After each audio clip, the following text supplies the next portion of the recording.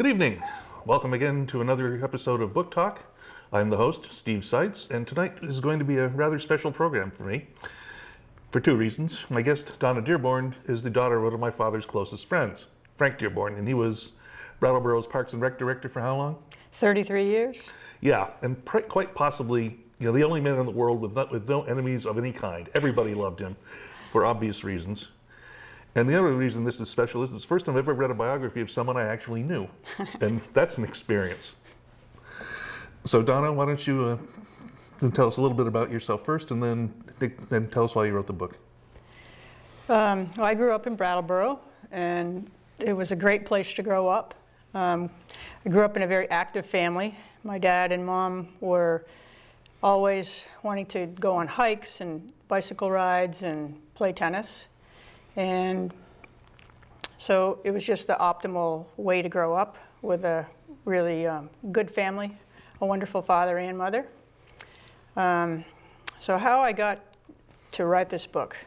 My father was a very vibrant man who was really the town's role model for health and fitness.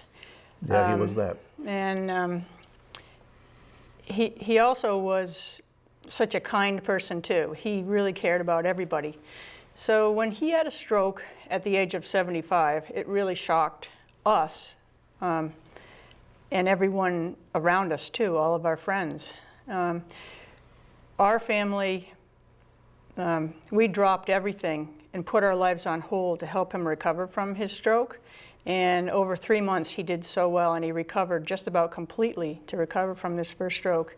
Then my mother and father and I were out snowshoeing to celebrate that he had come so far and to sign off from his last therapist, his speech therapist. He fell over and had a stroke. This time it was a very severe stroke. Therapy could not help him recover as he had before, and he ended up in a wheelchair, unable to walk, and in a nursing home. When I visited him in the nursing home, it was so sad. It was just devastating to see him sitting there paralyzed on his left side and need so much care. And he needed round-the-clock care. That's why we really had no choice but to have him be in the nursing home.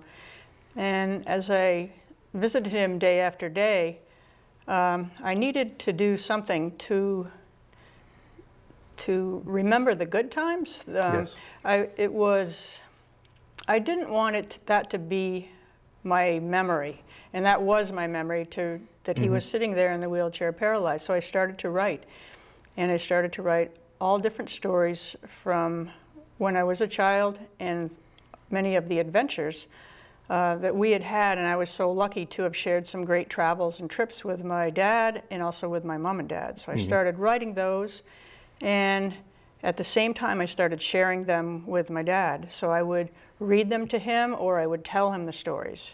And so it was a great thing to do. It turned things around a little bit. He was still sitting there, and little by little he no longer spoke. But even so, I knew that these stories meant so much to him. Well, I'm sure you could see it in his eyes.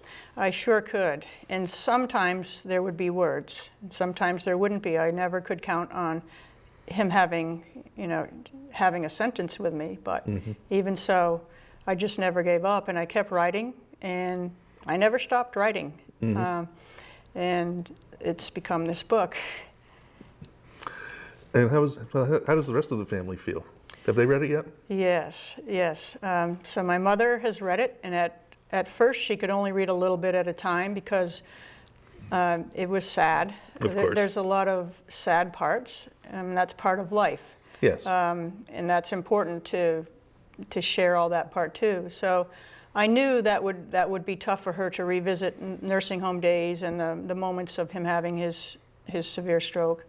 But she said she's very proud of me, and she loves the book, and she's very happy to share it with her friends all over the country. And she's always telling me another person that she thinks would love to see the book.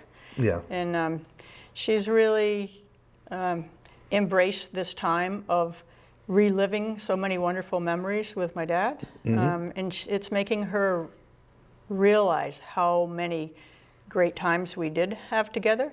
And so it's putting the positive more in the forefront That's good. as I intended. So, and my brother has read it too, and some of that, some of those passages are tough, especially when we lost my sister. And Oh yeah, that was sad.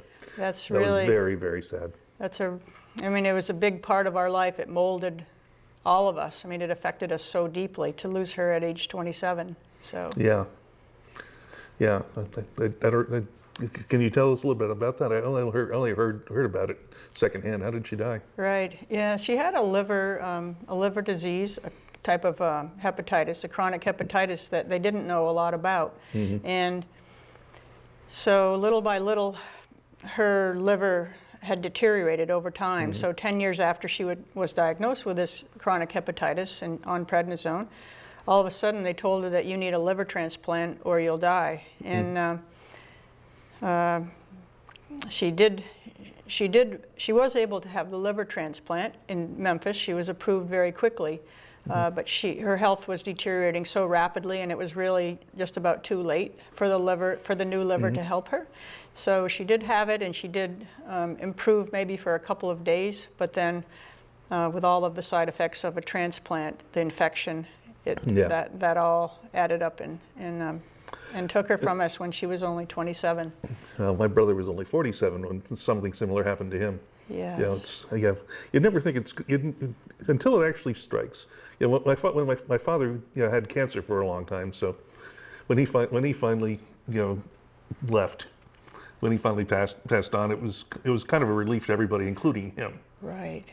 Right. And how old was he? He was 56. Oh, that's way a year too young. younger than I am now. But when I reached my 57th birthday, it was a moment of great relief. Yes. Right. But he missed out my son's entire growing up. Right. Dan was only 3 when my father died, so neither of them had that experience. Right. Right. Right. And there's nothing worse than also a parent losing a child. And so for my mom and dad, that was devastating, losing Debbie. Oh. Words cannot, begin to explain it.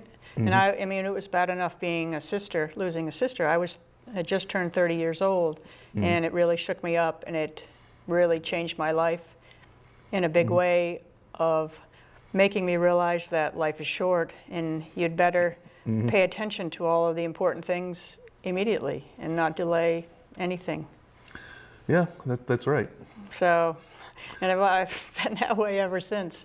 And this happening with my father, it's another kind of wake-up call to say, okay.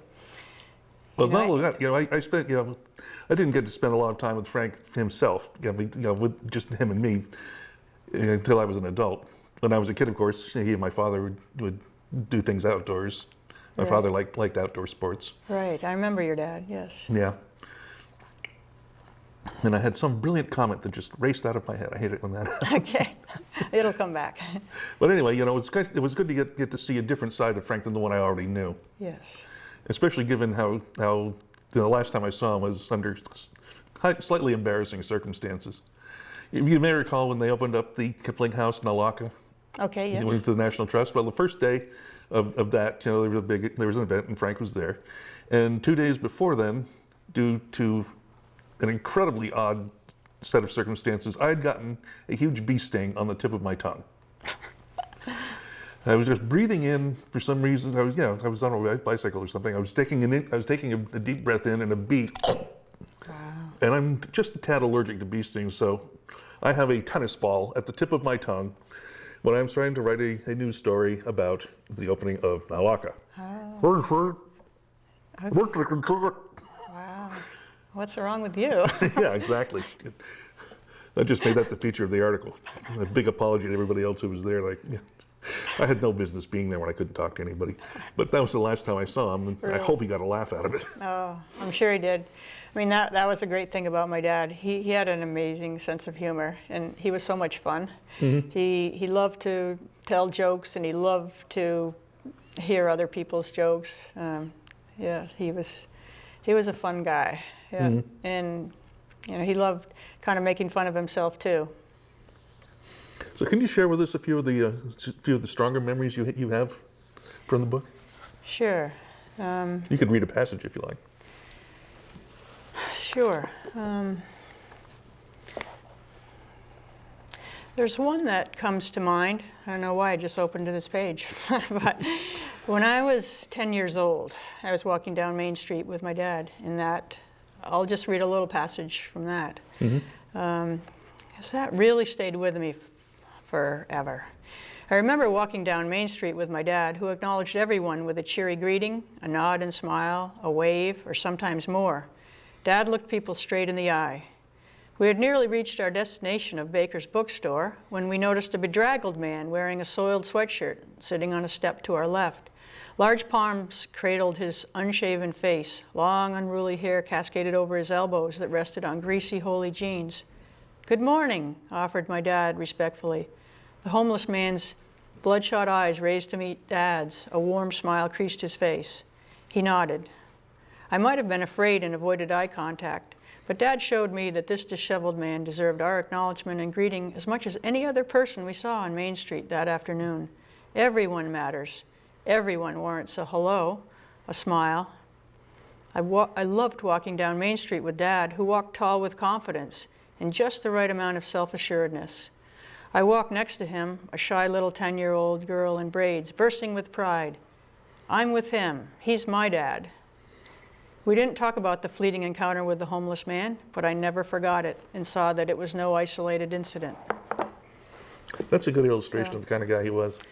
Yeah, his kindness and his caring just showed through. And he was so consistent with everyone. Yeah. It didn't matter where the person lived or came from or how old or young they were.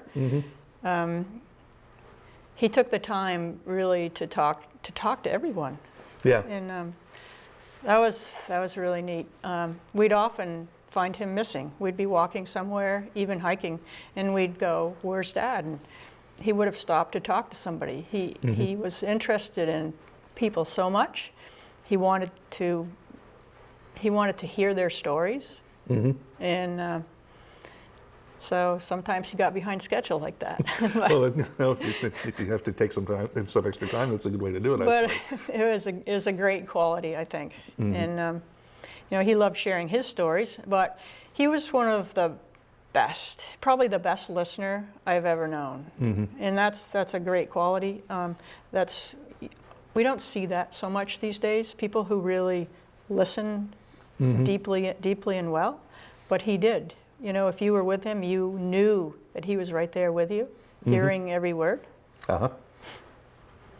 And when he would listen to me, like I remember when I was young and I had a little problem, he would listen to me and he wouldn't say anything right away. He would nod his head and he would go a lot. Yep. And he would kind of like move his mouth around. And you could tell he was really ruminating on it and thinking about it. And he would offer something, and he would often ask a question and try to help us to figure it out ourselves. Instead of lecturing to us, which he learned that wasn't the most effective way a lot of times. Yeah, I wish my parents had learned that. For a kid. Yeah. Yeah. So we got to figure out a lot of things that way, and yeah, that was pretty. Well, I didn't lecture my kid either, and I thought I knew everything, but just last week, Dan was up visiting last week, and just last week, he finally got the courage enough to tell me about setting off a firebomb in the parking lot of the high school. Yeah. And I thought, oh, thank God. He was normal. I did it right. That's good. He was a real kid then. Oh, yeah. Yeah, he was the last generation of kids. Have you been to the high school, the Brattleboro High School, since they renovated it? Yeah. It's amazing. It's really different. It's lost that prison feel. I think that's the best thing about it. I know. You don't recognize it from the days we were there. But they were good days. Yeah. So was your father involved in the high school at all? He wasn't really involved in the high school. He brought his recreation programs around to a lot of the elementary schools. Over the years, he would have contests, like jump rope contests and marble shooting way back. That was in the 50s. Those are old-fashioned things now. Yeah. But not so much that he went to all the sporting events at the high school. He loved to go to basketball games and football games, and he knew a lot of the kids. And so, yeah, he wasn't so much involved in the high school. He, a lot at the Memorial Park. Oh, yeah. And the recreation center. So, yeah, the Memorial Park was his baby. That was, his biggest goals surrounded the Memorial Park, to keep improving the facilities and improve programs for people of all ages. Yeah, I remember, because when I was in high school, that pool was my summer address. Right. I was in there every day, just about. Right. Yeah, that was one of the very first parks developed at the park. And the first year that he was in Brattleboro was 1957, and that was when the pool was dedicated. So that was one of the first jobs he had, was to preside over the dedication of the pool. My parents were living in Brattleboro then. You wouldn't happen to know if they knew each other that far back, do you? I bet they did, because of their involvement in the church, perhaps. Oh, yeah. Yeah, because my father and our family was involved in the First Baptist Church from, the beginning, when we arrived in Brattleboro in 1957. Yeah. Okay, yeah, so that would make sense. My Probably. mother has never missed a day of church. Right. She's been state president and president of the Church of Wind United. We were raised Suffering Baptist, for those of you who, that wasn't that bad. No, it was a good church to grow up in. Yeah. Yeah, I remember the youth group trip to New York City in 1971. We promptly managed to ditch the adults and had a great time for one of the days, but boy, did they tight leash after that. Right, yeah. Yeah, youth groups were good back then. So what are you doing now? So what am I doing now?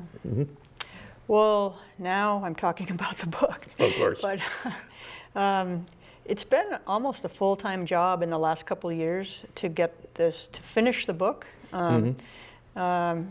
to do all the revisions and the editing and more revisions and more changes. I've been working on the book for 8 years now. It's taken 8 years to get to this moment. And at the same time, I have my own business in accounting and tax work, which I've done, and I've also been active in leading a lot of outdoor trips, like through Outward Bound, wilderness trips, leading canoe trips and hiking trips, backpacking, winter trips with dog sledding and cross-country skiing, winter mountaineering. So I still do a lot of my outdoor work. That's my dad and my mom were real strong influences early on. But today I've been working on taxes, doing tax work for other people. And also, you can't help but kind of formulate what the next book project is. I was about to ask that. So I have. Are you hooked? So when I finished my first draft of this book, it was 550 pages. Wow. And it was this behemoth, piece. I know. And I knew it was way too long. I really knew it. But yet, you being a writer, you understand these things, that I had an idea, that I wanted to write about my dad and share these stories. And so how do you actually do it? So the way I decided to do it, I made a framework, and I wrote chronologically from start to finish, even past his death. Yeah. And so I ended up with 550 pages, and Jan Fraser, who I had done some writing workshops with, she referred me to someone that could help me. And I chose Kate Gleason as someone to help me, and so she helped me to take the massive manuscript from 550 pages down to around more like 300 pages. I think she's the one who told me about your book, come to think of it. Kate Gleason? Yeah, we're Facebook friends. Are you? Okay, she's great. She's a super poet in her own right, and she works with people. She has her own little editing business to help people, such as me, and I think she's doing that more and more. I do that too, yeah. Yeah, so, there's a great need for that, because when you write, I wrote this manuscript, I love every page of it. You've poured yourself into it, and you've worked so hard that you don't easily let go of these pages. But when she suggested a certain kind of structure, I really embraced this new structure, and 250 pages just fell away. Yeah. So I have a lot of stories that are already there, that are written, that didn't really fit into the theme of this book. Yeah. But they do, I can see that they fit a theme for some future project. Yeah, on the writer's end, that first edit is brutal. Yeah. Is brutal. My editor, I use Jean Cavalos, who is she was a science writer and a science novelist, and I sent my first manuscript over to her. I'd spent about 20 years on it myself. It'd been sort of a hobby that just sort of suddenly 250 pages. Let's see if it's any good. Right. Don't tell me it's not good. Comes back, it's not good. Here. Yeah, a lot of black She took a marks. buzzsaw to it, but in the end, it's 7 years later, it's still going strong. Yeah. It's got an international following. Yeah. I'm happy about that. So Yeah. you need that editor. Yes, But it's ugly at first. You understand that, right? Well, just felt like I chose the perfect one. We had a really good rapport, and she loved my story, and so she had the right combination of kindness and reality check. Mm-hmm. So when she'd tell me something, it was like, okay, well, this is good. And also, you might want to consider, you might want to leave this part out, and this part's really great. Yeah. So it was a great help, and so I'm grateful for her.